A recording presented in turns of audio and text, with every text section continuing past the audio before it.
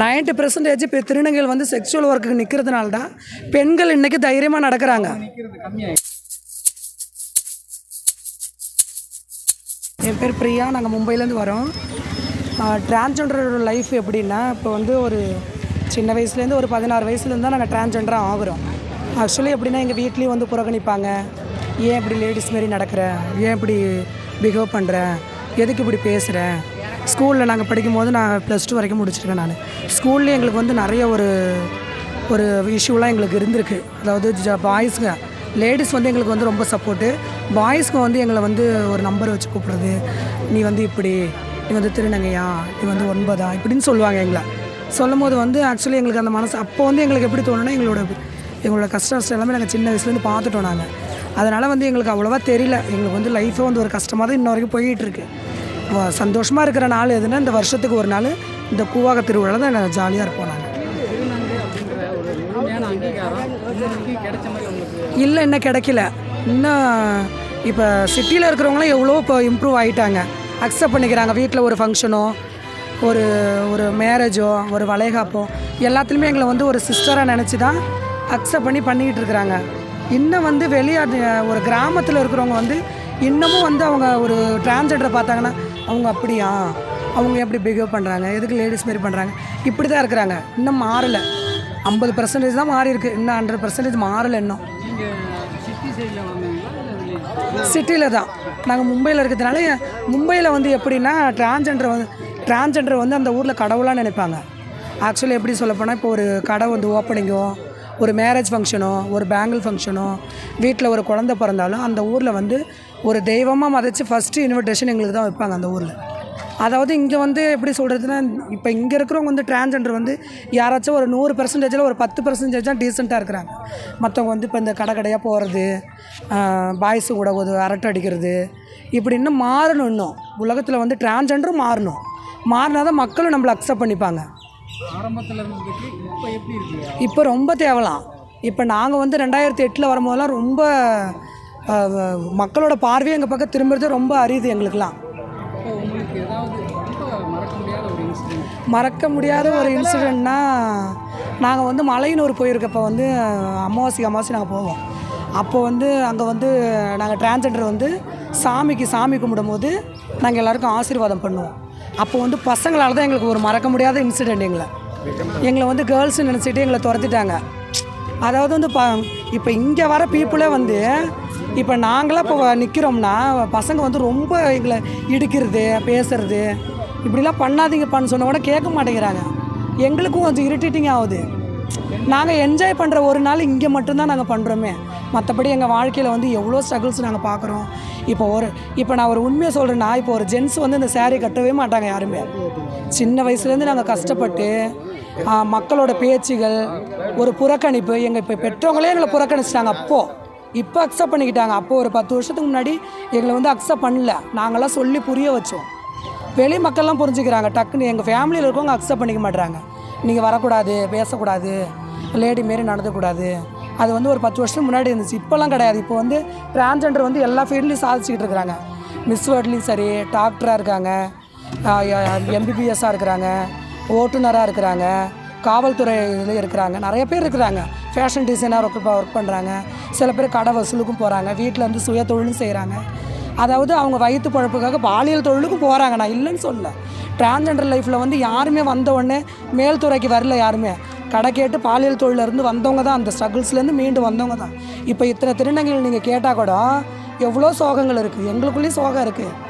இந்த ஒரு நாளுக்கு தான் நாங்கள் எவ்வளோ செலவு பண்ணி எவ்வளோ எஃபெக்ட் போட்டு நாங்கள் வரோம். நாங்கள் இந்த திருவிழாவுக்கு வந்தாலும் பப்ளிக் எங்களுக்கு ரொம்ப டிஸ்டர்ப். எங்களுக்கு ஒரு கற்பூரம் கொளுத்த முடியல, சாமி கும்பிட முடியல, ஃப்ரீயாக நிற்க முடியல.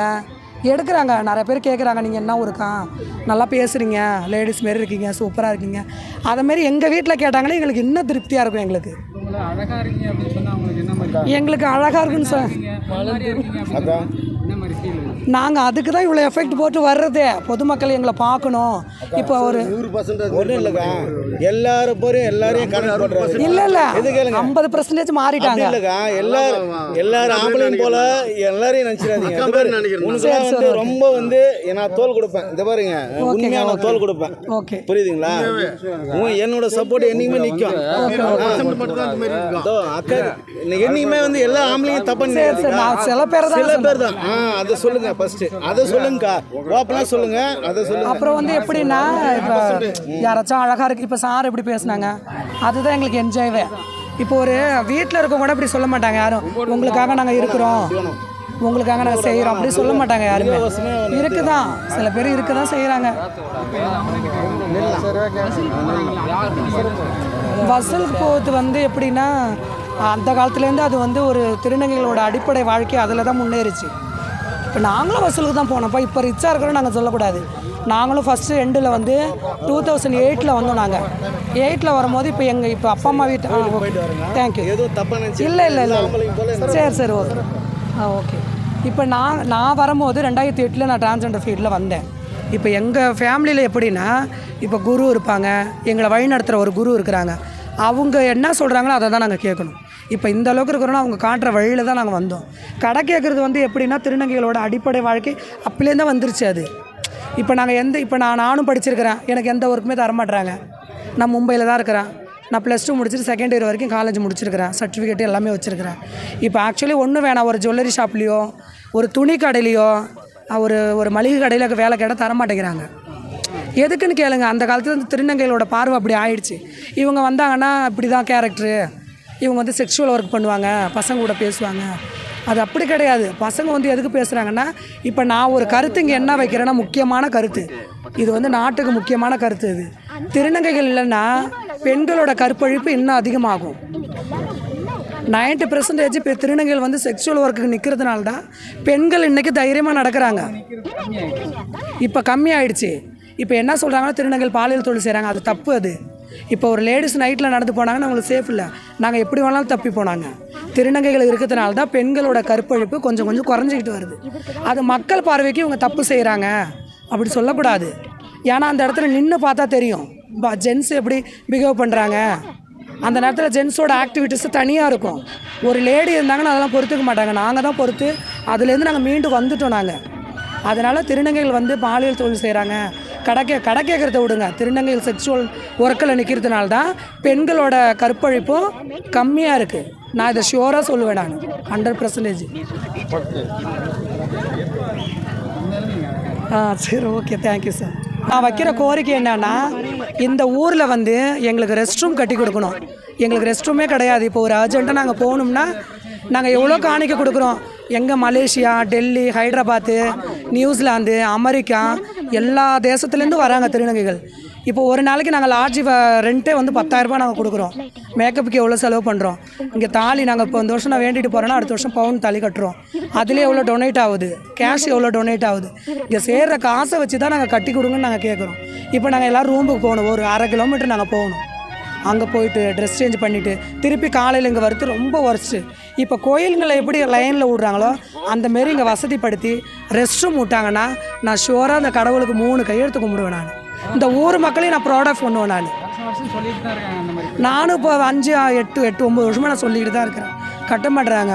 முதலமைச்சர் ஐயா இப்போ இந்த பீரியடில் யார் ஜெயிக்கிறாங்களோ அவங்களுக்கு ஒரே ஒரு கோரிக்கை என்னன்னா, படித்த திருநங்கைகளுக்கு வேலை வாய்ப்பு கொடுங்க, மூத்த திருநங்கைகளுக்கு ஒரு முதியோர் இல்லம் கட்டி கொடுங்க, ஒரு ரெஸ்ட் ரூம் கட்டி கொடுங்க, இங்கே கோயிலுக்குள்ளே போகிறதுக்கு ஒரு லைன் ஒன்று செட் பண்ணி கொடுங்க. இதை தான் நாங்கள் கேட்குறோம். நாங்கள் பொன் பொருள்லாம் கேட்கல. வருஷத்துக்கு 1 நாள் 2 டேஸ் நாங்கள் என்ஜாய் பண்ணுறோம். 3 நாள் தான். ஃபஸ்ட் டைம் ஃபேஷன் ஷோ நடக்கும், மறாவது நாள் தாலி கட்டுறது, நாளைக்கு தாலி ரிமூவ் பண்ணுறது. இந்த 3 நாள் எங்களுக்கு நல்லா ஒரு ஷுவராக தங்கிட்டு போகணுன்னா எங்களுக்கு ஃபஸ்ட்டு ரெஸ்ட் ரூமே வர திருநங்கைகளுக்கு டிஸ்டர்ப் இல்லாத மனமகிழ்ச்சியோடு நாங்கள் போவோம். எல்லோரையும் வாழ்த்துட்டு நாங்கள் போவோம். தேங்க்யூ. ஓகே. குட்டியோடு வந்து